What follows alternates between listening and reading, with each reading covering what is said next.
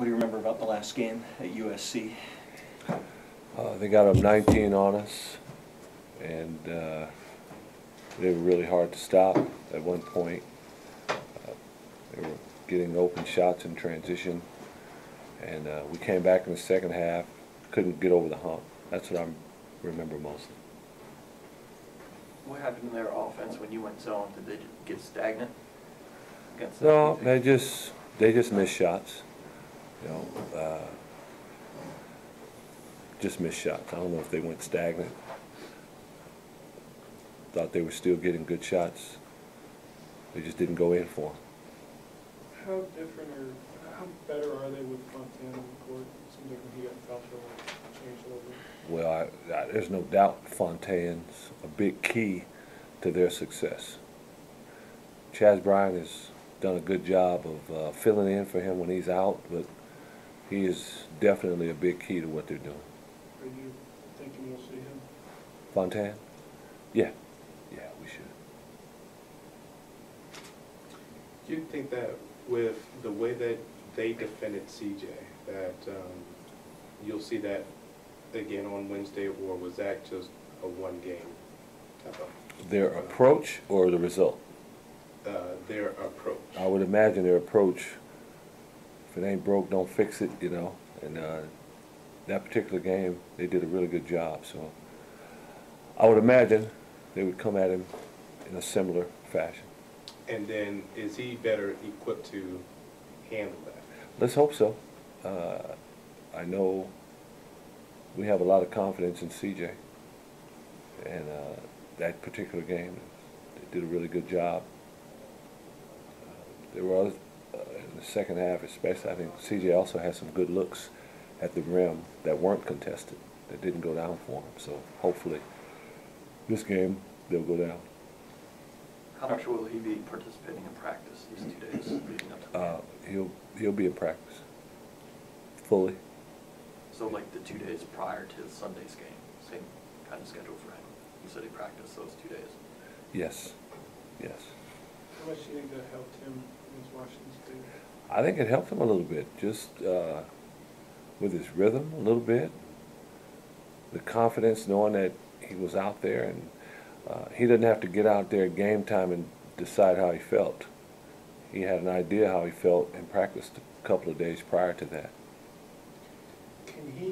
Is he now progressed to the point where he can do that back-to-back days starting next week, or, I mean, there's no limitation? Well, last week he did. It was back-to-back days where he participated in almost the entire practice, and he'll participate all the practice today.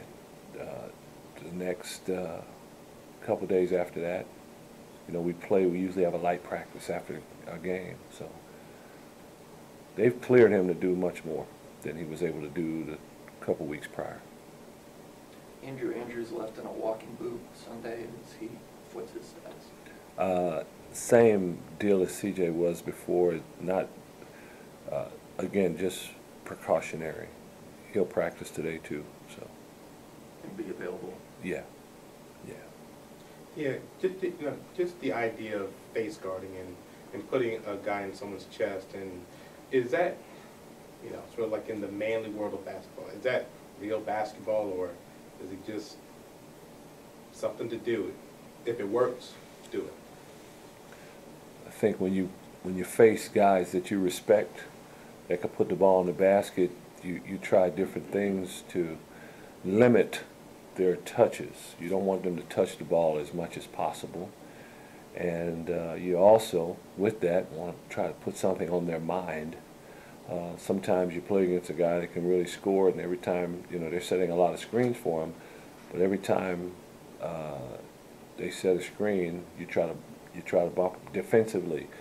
You make a guy run around and he's trying to guard someone, and even though he's not on offense, he keeps getting hit with these screens. You try to disrupt him that way. Everyone tries to do certain things, and the way they did it was to face guard him, and so that was the method that particular time. The less a guy can catch the ball, less times he has a chance to score it. And they did it with a smaller defender. It wasn't as if he saw like a 6'7" guy or anything. It was. Yeah, but you know, you take for instance, a Brock Modem. Desmond Simmons is 6'6.5". He's not 6'10" like Brock Modem. So sometimes a smaller guy is better at no catching a guy. You get a guy that's smaller, he's under him, he's maybe just as quick or quicker. It's easier for him than a guy his size. A guy like Kyle Weaver that played at Washington State, a guy like Justin Holiday, guy that we had that's long and can be disruptive. They don't necessarily allow you to catch the basketball, but once you get it, it's hard to get an uncontested shot on them because of their length. And so different. You know, you could put a smaller guy that's really quick and not let him catch, and then the next time when you sub is a taller, longer guy on him that just makes it difficult to get the shot off as opposed to not letting him catch. That's what you guys kind of did with Isaiah against Jeremy Green, isn't it? Yeah, that's a great example. Great example. Isaiah was just quick enough to get around the screens and not let him catch the basketball. And Jeremy Green, man, I'm glad we don't have to play against him again. He was a potential problem because he could go off, and we know how he could go off on anyone and did many times. But when we played against him, Isaiah was strong enough and quick enough and tough enough to just not let him catch the basketball. And if he did catch it, he'd catch it 25 feet from the basket, and then it was hard for him to put it on the floor to get around it. So that's a great example. As a defensive coach, what's the downside of defending CJ like that? As an offensive coach, how do you counter that? You want me to disclose the game plan? Pretty much. There are ways to do it. A lot of times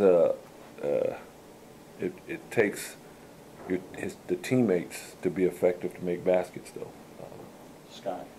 Yeah, just whomever it is. Guys, if other guys step up, I know this, you're taking away, one guy's not going to help very much if he's doing that. We know why Aziz was most of the factor against Washington State, but how much bigger can you be these two games? Well, SC plays with a 7-footer at all times in the game.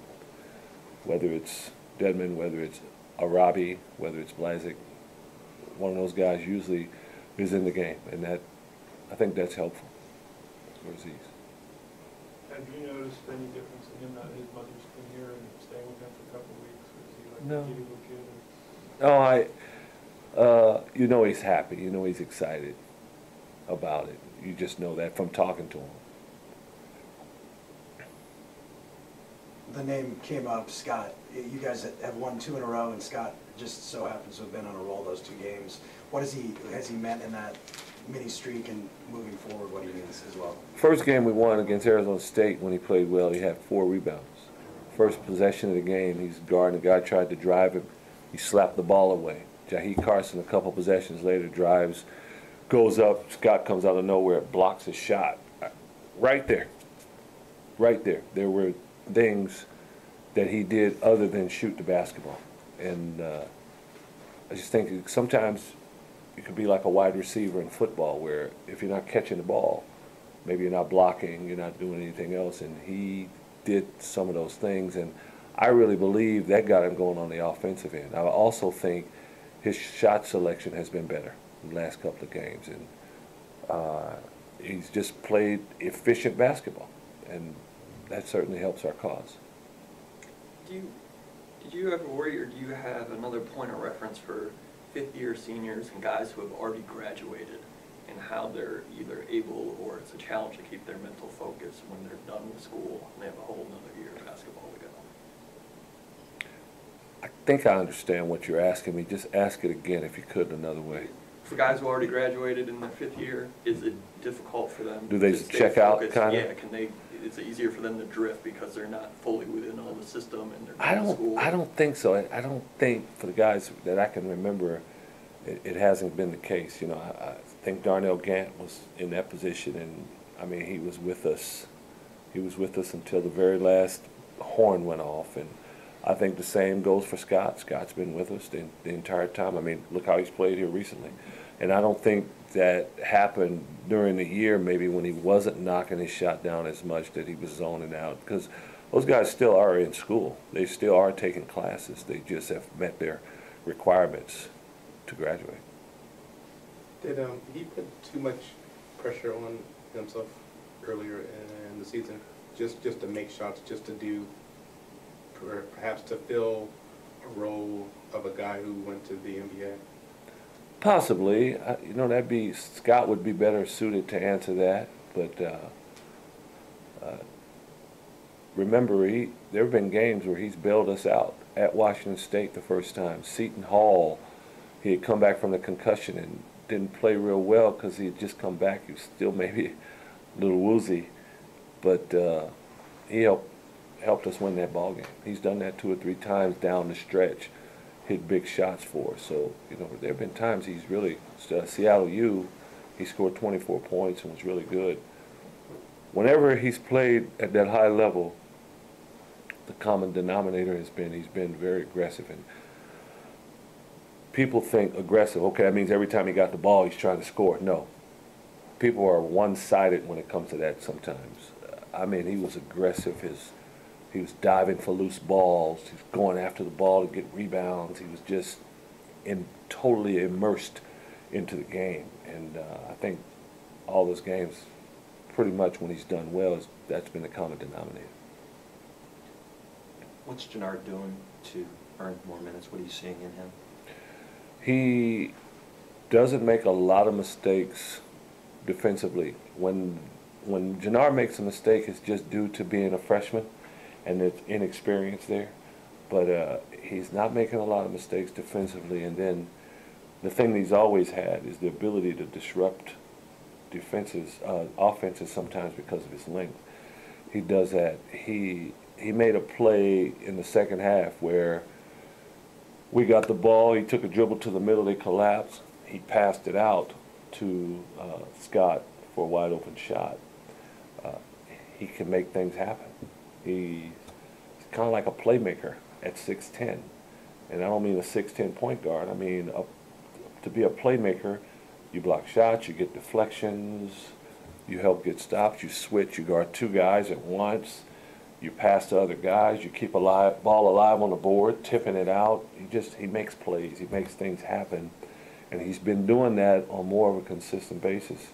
You know, it started with, again, when we played against Oregon State. When, you know, we made a decision, when we play against Oregon State, Jannard is going to get more minutes because we feel he can combat their size. And he did well. He took advantage of his opportunity. Well, he was given more of an opportunity, and now he's worked his way into where he's in our rotation. Growing into his body, is that a matter of just playing more or getting stronger, both? I think both. I think Jannard is just some experience, a little more experience and strength away from really being a really good basketball player. And I think both of those things will happen. He doesn't have to ever become a 250-pound guy. He doesn't ever have to do that. Just as he continues to get stronger with his hands, holding on to the basketball. There are many times Jannard will get the ball, he have it in his hands, but can't hold on to it. If he held on to it, if he had really strong hands, I mean, he'd get a lot more rebounds. The magic number I always say is, if you can get a rebound every 3 minutes, you're an exceptional rebounder. And going into the last game, he was getting one about every 4. Whatever minutes he had, he'd get a rebound about every 4 minutes. So that tells a lot of where he's come from. How much more weight does he realistically need to put on? Again, I'm really not interested in the weight.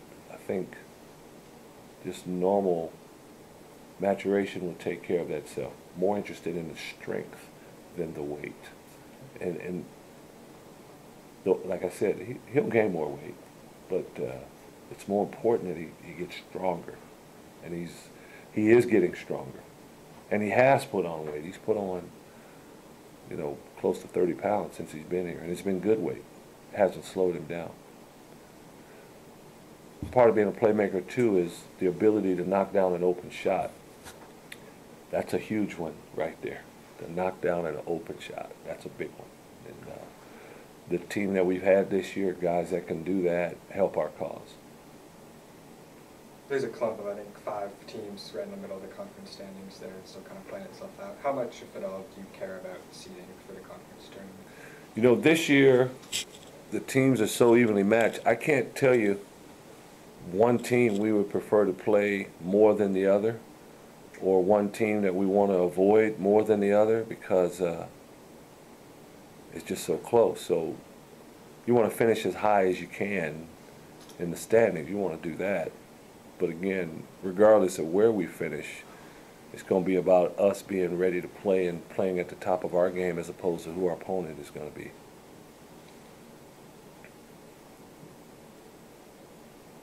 It seems with groups in the past, and maybe it was more because of your style of offensive play, that you spent more time kind of reining guys in versus this year you seem to be spending more time prodding guys. Is that fair? Reining guys in terms of shot selection and turnovers, or trying to get us excited? No, kind of with the emotions and stay kind of more level-headed versus way over the top excited. Yeah. And then this year it's kind of seems to reverse. I'd say this is different from the other teams we've had in that respect. Every team presents its own challenge to try to get them to be at the maximum of where they can be, and I would say this team, probably takes more of that. We have to constantly talk about just playing with energy. That's probably the main thing. When we play with energy, we're a whole lot better basketball team. And I mentioned in the Washington State game, we made some defensive mistakes, had some defensive lapses, but it wasn't due to our lack of energy. I thought we played with really good energy. And the way that Desmond played in that game, did he carve out any more minutes or maybe a boost into the lineup, or is he just one of those where you can look down the bench and say, on any given night, this is a guy that I can go to? Well, he played 27 minutes in that game, which is, and again, you mentioned Jannard, he's playing better. So, been saying this a long time. If Desmond played, Aziz played 13 minutes. The question was already asked, what about Aziz? Everybody's not going to play 30, 35 minutes. Just mathematically impossible. You're not going to do it. Desmond, Desmond's going to give you that spark. He's going to give you that energy. He had 8 rebounds, and after Brock Modem scored those first 5 points, he had 13 the rest of the game, and even all of those 13 were not when Desmond was in the game. But he did more than that. He just got his hands on balls. He helped out defensively. He put out fires. He hit a huge shot with the shot clock running down the stretch in the second half. He did a lot that won't show up on the scoreboard, and that's how Desmond is. There's going to come a point, Desmond hit that shot. There's going to come a point when you can't leave him open because he's going to knock that shot down, and when that happens, he's really, really going to be a heck of a player for us.